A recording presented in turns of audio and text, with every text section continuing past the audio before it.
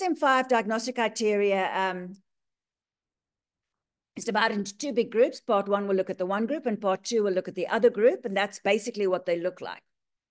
Because the DSM criteria was very much created around diagnosing children, and quite often quite young children, they all focused on behaviors you can see.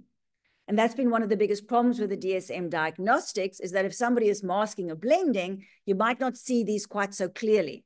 And it's only when you do an interview with an autistic adult and find out how they experience the world that you can actually start making this difference. So you'll see on the left there, there's social and communication challenges. You need to have difficulty in all of those three areas. And then under repetitive or idiosyncratic behavior, you need at least 2 out of those 4 to be diagnosed as autistic. So that's your basic criteria. We're first going to look at social and communication challenges. And the first one we're going to look at is challenges around so conversations, basically, and it has to do with the issue of reciprocity. So reciprocity is the way we bounce a conversation when we're talking to somebody. So when you're having a conversation, there's a lot of co-regulation happening. There's quite a lot of sensory information that's coming in, and you are making adaptations depending on what the other person is saying, and including reading all their nonverbal language, obviously. And then you build on top of what that person is saying. You're going to share some of your information that seems relevant to this conversation. You're going to be curious and ask questions about what you think is relevant to them. And you're going to be able to sort of try and see what's going on from another person's point of view. We use a lot of filtering and categorization while we are doing this to be able to create what seems like a reasonable, sensible, sort of quite often superficial conversations. And it's a bit like a ping pong game, right? You've got to understand, you've got to be able to hit back the ball, and you've got to be able to hit back the right ball if you want to actually feel like we are having a conversation. So the challenges that we then see with autistic people in these kinds of settings, because they are struggling with this sort of understanding these categorizations and contexts, is that, for example, a huge challenge just with greetings. So, you know, when you greet somebody, sometimes you kiss, sometimes you hug, sometimes you wave, sometimes you shake hands, you know, there's a whole lot of different little dynamics that happens. Neurotypical people sort of manage to suss out what's going to be the most appropriate way. And if we slightly misread each other, we adapt quite quickly. For autistic people, there's a complete mystery. And so therefore, greeting somebody can feel quite terrifying. You're not entirely sure what's supposed to happen. Initiating conversations can be difficult for the same reason. Struggling, they don't tend to share personal information, experiences, or emotions because it doesn't feel relevant to them in terms of why one would do that. When autistic speaks, they've got a very direct communication style. Neurotypical people always play all these games and beat around the bush. Autistics say what they think, and that can sometimes not fit well into our funny ways of communicating. Sometimes they find a particular way of interacting that seems to work well in one setting, and then they start using it in every setting, even when it's not necessarily feeling appropriate. And sometimes they just feel like, I'm having a conversation, I must just talk, and they might talk over talk or give an inappropriate amount of content. In terms of understanding what's happening, because there's not this, you know, quite often we sort of feign interest in what somebody else is about or what they're thinking about or what's happened to them. It's the way we do conversation, right? But they don't quite, autistic people don't see the point of trying to figure out what's going on in somebody else's life. They struggle with that back and flow, especially when it's going quite fast. In a group, it can become very difficult when they're sitting with lots of people and having to navigate lots of different sensory information and lots of different dynamics. And quite often they can misunderstand actually what somebody else is trying to say or what somebody else is intending, especially if we're using this sort of in between the lines talking that's so common in conversation. So the first one there we see abnormalities and is therefore, so it can be either with that sort of social communication. The second big one is nonverbal communication. So that's all of the use of gestures and language that sort of augments what we are saying. And quite often, a lot of what neurotypical people do is what they're saying is not actually what they're meaning.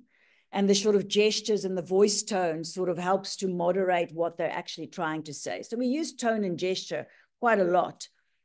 What's interesting is that it's not that there's a right kind of way of nonverbal communication. It's just that there's habitual ways. So autistic people actually quite well understand autistic people quite well. So between neurodivergent people, communication is easy because they don't have this particular way of how neurotypicals use conversation. And so the challenge is usually the mismatch between autistic people and neurotypical people communicating.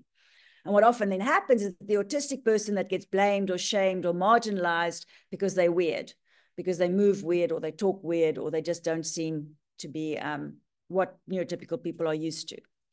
What's interesting is that autistic people actually get much better at understanding neurotypical people over time because they have to deal with neurotypical people all the time, where neurotypical people generally have less understanding for autistic people, mainly also because they're such a small community.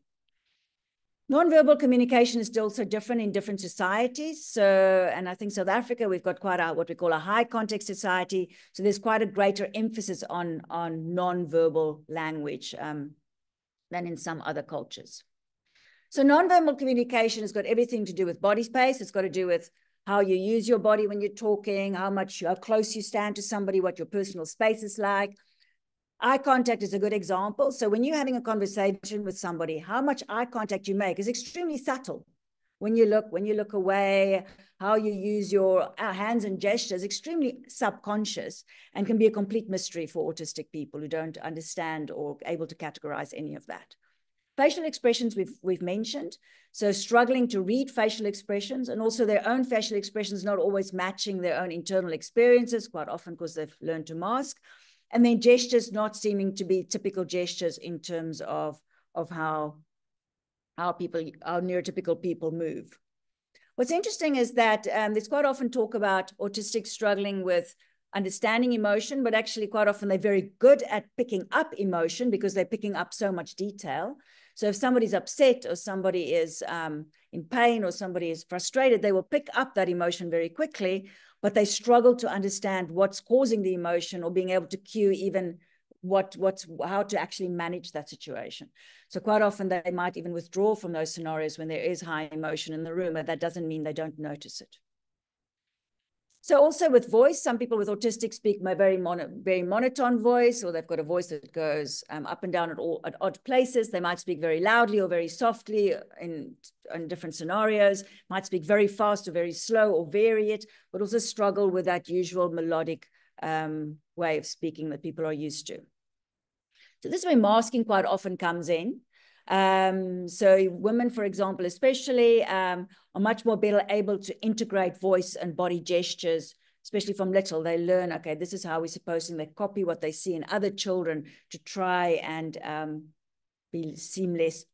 and be less excluded because of how they speak and move. And then the third part under the social and communication thing is just about relationships. So quite often with children, they will ask quite a lot about how the child makes friends at school. And having autism or being autistic can make it difficult to understand relationships, to build relationships, and to maintain relationships. So you can imagine that different kinds of relationships needs different kinds of interactions. So you speak differently to an acquaintance than you do to a very good friend, for example, or that you do to an intimate partner. And autistic people find it difficult to differentiate the rules in all these different relationships. When you are in a relationship with others, you need quite a lot of social flexibility to actually fit in with where somebody else is at. And we'll talk a bit about flexibility in the next section. And that also means being able to understand things are now like this, and now tomorrow they're going to be like that, and being able to manage that change. Girls, again, much better able to learn the rules of relationships and how that works. And quite often when they're little, they sort of can play as if they are part of the friendship group. And the older they get, the more complicated peer demands get. You might find an autistic girl that seems to have friends and do fine in primary school, and then suddenly at high school, things get very complicated. Or suddenly they go into university and suddenly they're not able to make friends or maintain friendships. So the challenges we see is difficulty in making friends and difficulty in maintaining long-term relationships. People quite often think that autistic people are not social, but quite often they have big social motivation. They want to have friends, they want to hang out with people, but they've got low social energy because it takes so much out of them to try and understand relationships. They find it difficult to negotiate the nature of the relationship. Also, if a relationship goes through different phases. And remember, they can quite often get overwhelmed. So if they do get emotional dysregulation, we'll talk about that in a minute as well, that can really interfere with the relationship. So when things go wrong and they have a meltdown, or they struggle to manage those kinds of things. Some autistics have what they call face blindness. So that's quite an extreme struggle with categorization, where they can't recognize people's faces, or even people they know quite well. So somebody they know quite well might change their hairstyle and they don't recognize them the next day. It can be so difficult that they can't even watch a series or a movie properly because they can't recognize the people if they, the characters, if they change in that. That makes relationships and building friendships extremely difficult because people expect to be recognized. And you can imagine now all friendships have conflict, and the conflict management can be extremely difficult if you're autistic. So they tend to be either in the my way or the highway, so being extremely inflexible about trying to negotiate things that are different, or they might just go along with everything and not actually speak their own opinions, or they might just withdraw completely from situations of conflict. And so find it very difficult to resolve conflicts in relationships. So in daily life, the kinds of things that happens, we see at school, they get dropped by friends, but they don't know why they've been dropped by friends. Sometimes they quite often are friends either with kids much younger than them, or you'll have like high school kids who's got friends that are actually adults. They're either overly trusting and can be quite gullible as a result, or not being able to trust anybody at all because they don't know what's going on. They struggle to have like a party where they mix different people from different lives because they've got all these little ways that they've learned how to deal with things. And so they struggle to also navigate the normal social norms and can then sometimes do things which people think are inappropriate or rude or unacceptable, struggle with the basic small talk that people are used to. And then what one kind of often finds, and I think that's one of the challenge, because neurodivergence is such small group of people, but if they can find people like them, they can make very good friendships with other neurodivergent folks. So it's not that it's more this mismatch between neurotypical and neurodivergent communication that's the issue. And one of the issues also is that people who do learn to mask very well and they learn what they need to do to fit in, is they struggle to actually figure out their own identity because they're always trying to be liked by other people. So let's look at the second set of DSM criteria. So this was the first set. You have to have difficulties in social relationship sides, in nonverbal language side, and communication side. So the second part of the diagnosis